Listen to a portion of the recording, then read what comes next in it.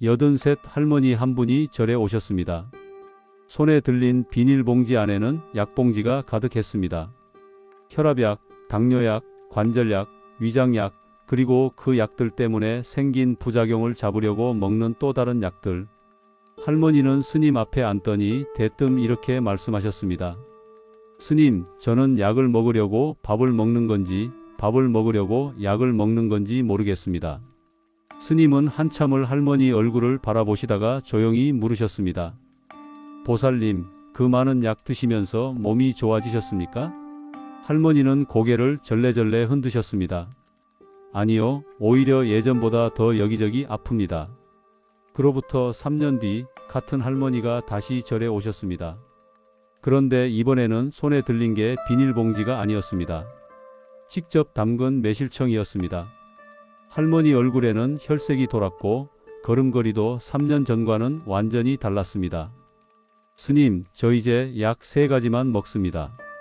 의사 선생님도 신기하다고 그러더라고요. 스님이 물으셨습니다. 보살님, 무엇이 달라지셨습니까? 할머니는 웃으시며 말씀하셨습니다.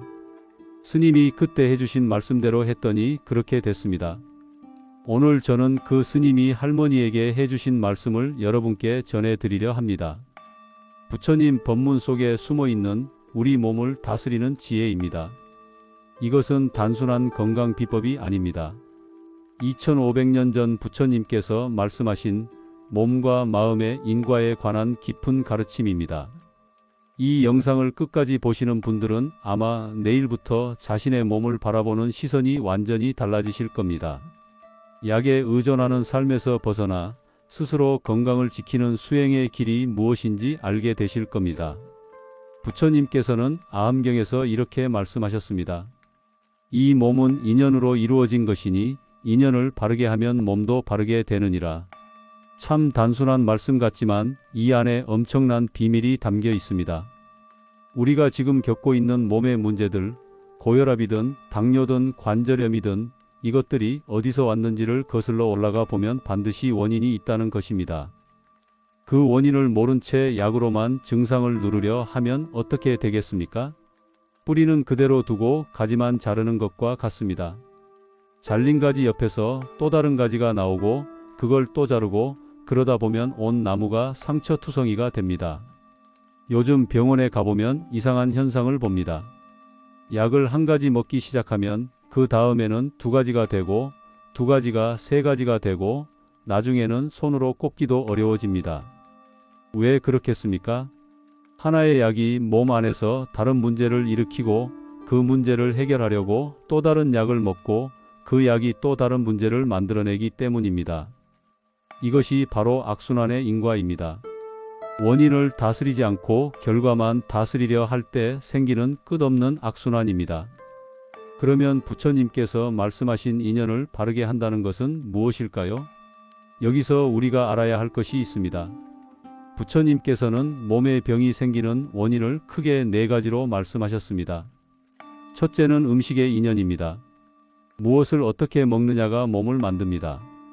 둘째는 마음의 인연입니다. 어떤 마음을 품고 사느냐가 몸에 영향을 줍니다. 셋째는 움직임의 인연입니다. 몸을 어떻게 쓰느냐가 건강을 결정합니다. 넷째는 업의 인연입니다. 과거에 지은 행위의 결과가 지금 몸에 나타납니다. 이 4가지를 이해하지 못하면 아무리 좋은 약을 먹어도 근본적인 치유는 어렵습니다. 먼저 음식의 인연에 대해 말씀드리겠습니다. 부처님께서는 음식을 약과 같이 여기라고 하셨습니다. 배고픔이라는 병을 다스리기 위해 먹되 탐욕스럽게 먹지 말라고 하셨습니다. 그런데 우리는 어떻습니까? 맛있다고 과하게 먹고 짜다고 싱겁다고 불평하며 입에 맞는 것만 찾아 먹습니다. 이렇게 수십 년을 살다 보면 몸이 어떻게 되겠습니까? 기름진 것, 단 것, 짠 것이 쌓이고 쌓여 결국 병이 됩니다. 젊었을 때는 몸이 버텨주지만 나이가 들면 그동안 쌓인 것들이 한꺼번에 터져 나옵니다. 이것이 바로 음식의 인과입니다. 그 스님은 할머니에게 가장 먼저 이것을 말씀하셨습니다. 보살님, 지금 드시는 것 중에서 딱 3가지만 줄여보세요.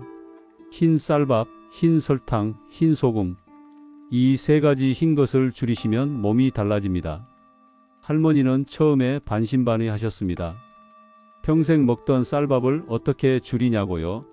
하지만 스님 말씀을 믿고 잡곡밥으로 바꾸고 설탕 대신 자연의 단맛을 찾고 소금 간을 확 줄였습니다. 한 달이 지나니 몸이 가벼워지기 시작했습니다. 세 달이 지나니 혈당 수치가 내려갔습니다.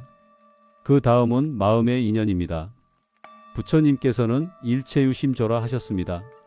모든 것은 마음이 만들어낸다는 뜻입니다. 몸의 병도 예외가 아닙니다. 화를 자주 내는 사람은 간이 상합니다. 걱정이 많은 사람은 위장이 상합니다. 슬픔을 오래 안고 사는 사람은 폐가 약해집니다. 두려움이 많은 사람은 신장이 상합니다. 이것이 옛날부터 전해 내려오는 지혜입니다. 현대의학에서도 스트레스가 만병의 근원이라고 하지 않습니까? 마음이 편치 않으면 몸도 편할 수가 없습니다. 노년에 특히 마음을 상하게 하는 것들이 있습니다. 자식 걱정, 돈 걱정, 건강 걱정, 외로움, 서운함. 이런 것들이 마음에 쌓이면 몸도 함께 무너집니다. 스님은 할머니에게 이렇게 말씀하셨습니다. 보살님, 자식 일은 자식에게 맡기세요. 걱정한다고 달라지는 것 아무것도 없습니다. 다 인연 따라 가는 것입니다. 보살님이 할 일은 자신의 몸과 마음을 잘 돌보는 것입니다. 그것이 자식들에게 짐이 되지 않는 가장 좋은 방법입니다. 이 말씀이 할머니 마음에 크게 와닿았다고 합니다. 그동안 자식들 걱정하느라, 손주들 걱정하느라 자기 자신은 뒷전이었거든요. 잠도 제대로 못 자고 밥도 대충 먹고 마음 편할 날이 없었습니다. 스님 말씀을 듣고 나서 할머니는 마음을 내려놓기 시작하셨습니다. 그랬더니 신기하게도 밤에 잠이 잘 오기 시작했습니다. 잠을 잘 자니 아침에 일어나는 것이 가벼워졌습니다. 몸이 가벼우니 자연히 활기가 생겼습니다. 세 번째는 움직임의 인연입니다. 부처님 당시의 수행자들은 걸어서 탁발을 다녔습니다. 앉아서 명상을 하고 일어나서 걷고 또 앉아서 명상을 했습니다. 이 단순한 생활 속에 건강의 비밀이 있습니다. 몸은 움직여야 합니다. 하지만 무리하게 움직이면 안 됩니다. 부처님께서는 중도를 말씀하셨습니다. 너무 게으르지도 않고 너무 과하지도 않은 적절한 움직임. 이것이 몸을 건강하게 유지하는 비결입니다. 요즘 노인분들 중에 두 부류가 있습니다. 하나는 아예 움직이지 않는 분들입니다. 아프니까 안 움직이고 안 움직이니까 더 아프고 더 아프니까 더 안 움직이는 악순환에 빠집니다. 다른 하나는 건강에 좋다고 무리하게 운동하시는 분들입니다. 산을 오르다 무릎이 망가지고 무리하게 달리다 심장에 무리가 가고 이렇게 건강을 해치는 분들도 많습니다. 둘 다 중도를 벗어난 것입니다. 스님은 할머니에게 아침에 일어나서 천천히 걸으라고 하셨습니다. 빨리 걸을 필요 없습니다. 숨이 차지 않을 정도로 옆 사람과 이야기 나눌 수 있을 정도로 천천히 걸으세요. 30분이면 됩니다. 그리고 걸으면서 주변을 살피세요. 하늘도 보고 나무도 보고 새소리도 듣고. 이것이 바로 행선입니다. 걸으면서 하는 명상입니다. 할머니는 매일 아침 동네 공원을 걸으셨습니다. 처음에는 10분도 힘들었는데 한 달 지나니 30분을 걷더니 걸으셨습니다. 다리에 힘이 붙으니 관절도 덜 아팠습니다. 네 번째는 업의 인연입니다. 이것이 가장 깊은 가르침입니다. 부처님께서는 우리 몸이 과거의 업으로 이루어졌다고 하셨습니다. 전생의 업뿐 아니라 이번 생에서 지은 업도 포함됩니다. 젊었을 때 몸을 함부로 쓴 것, 술과 담배로 몸을 해친 것, 밤을 새우며 무리한 것, 스트레스를 풀지 못하고 쌓아둔 것, 이 모든 것이 업이 되어 지금 몸에 나타나는 것입니다. 그러면 이 업은 어떻게 해야 합니까? 이미 지은 업을 어떻게 합니까? 여기서 희망이 있습니다. 부처님께서는 업은 바꿀 수 있다고 하셨습니다. 과거의 업이 현재의 결과를 만들지만 현재의 행위가 미래의 업을 만듭니다. 지금부터 좋은 업을 지으면 됩니다. 몸에 좋은 것을 먹고 마음을 편히 하고 적당히 움직이고 남을 위한 선한 일을 하면 그것이 새로운 업이 되어 몸을 바꿉니다. 스님은 할머니에게 하루에 한 가지씩 좋은 일을 하라고 하셨습니다. 거창한 것이 아닙니다. 이웃에게 인사하기, 화단에 물 주기, 공원에서 쓰레기 줍기, 누군가에게 따뜻한 말 한마디 건네기. 이런 작은 것들이 업을 바꿉니다. 할머니는 이것도 실천하셨습니다. 처음에는 쑥스러웠지만 하다 보니 마음이 밝아지셨습니다. 마음이 밝아지니 얼굴에 웃음이 생기고 웃음이 생기니 주변 사람들이 다가왔습니다. 외로움이 사라지니 마음이 편해지고 마음이 편해지니 몸도 편해졌습니다. 이쯤에서 중요한 것을 말씀드려야겠습니다. 저는 약을 무조건 끊으라는 것이 아닙니다. 필요한 약은 반드시 먹어야 합니다. 당장 생명과 관련된 약을 함부로 끊으면 큰일 납니다. 다만 약에만 의존하지 말고 근본적인 원인을 다스려서 약을 줄일 수 있는 몸을 만들자는 것입니다. 의사 선생님과 상의하면서 생활을 바꿔가면서 서서히 약을 줄여나가는 것입니다.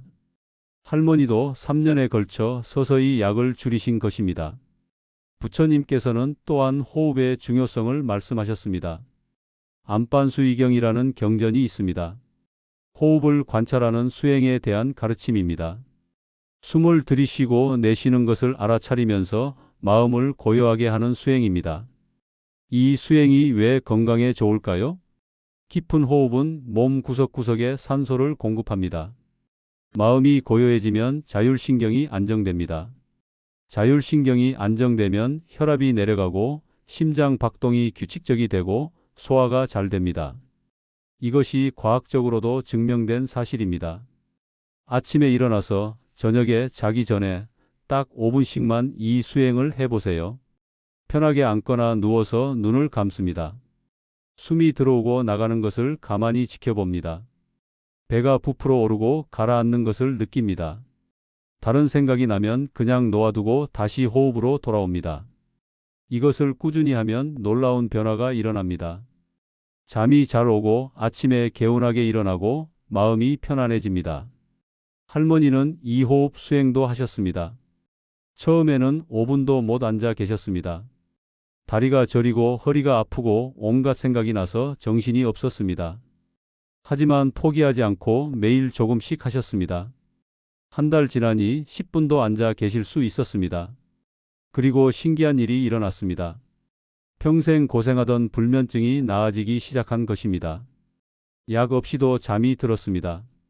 잠을 푹 자니 낮에 피곤하지 않았습니다. 피곤하지 않으니 움직일 힘이 생겼습니다. 또 하나 중요한 것이 있습니다. 바로 감사하는 마음입니다. 부처님께서는 보음경에서 부모의 은혜, 스승의 은혜, 중생의 은혜, 삼보의 은혜를 말씀하셨습니다. 감사하는 마음을 갖는 것이 왜 건강과 관련이 있을까요? 감사하는 마음은 긍정적인 감정입니다. 긍정적인 감정은 면역력을 높입니다.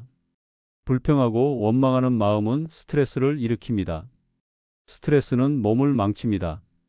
매일 아침 눈을 뜨면 이렇게 해보세요. 오늘도 눈을 떴구나, 감사합니다. 손발이 움직이는구나, 감사합니다. 밥을 먹을 수 있구나, 감사합니다. 이렇게 작은 것들에 감사하는 마음을 갖는 것입니다. 처음에는 억지로 하는 것 같아도 계속하다 보면 자연스러워집니다. 감사하는 마음이 습관이 되면 세상을 보는 눈이 달라집니다. 불평할 일도 감사한 일로 보이기 시작합니다. 이것이 마음을 바꾸는 수행입니다. 스님은 할머니에게 감사 일기를 쓰라고 하셨습니다. 매일 밤 자기 전에 오늘 감사한 일 3가지를 적으세요. 아무리 힘든 날이라도 감사한 일을 찾아보세요. 할머니는 처음에는 뭘 적어야 할지 막막하셨다고 합니다. 하지만 억지로라도 적다 보니 점점 눈이 열렸습니다. 아, 오늘 날씨가 좋았구나. 아, 며느리가 전화했구나. 아, 반찬이 맛있었구나. 이렇게 작은 것들이 보이기 시작했습니다. 감사할 일이 많아지니 불평할 일이 줄었습니다. 마음이 편해지니 몸도 편해졌습니다. 이 모든 것을 종합하면 하나의 원리로 귀결됩니다. 부처님께서 말씀하신 인과의 법칙입니다. 좋은 원인을 심으면 좋은 결과가 나옵니다. 나쁜 원인을 심으면 나쁜 결과가 나옵니다. 이것은 절대적인 우주의 법칙입니다. 우리 몸도 마찬가지입니다.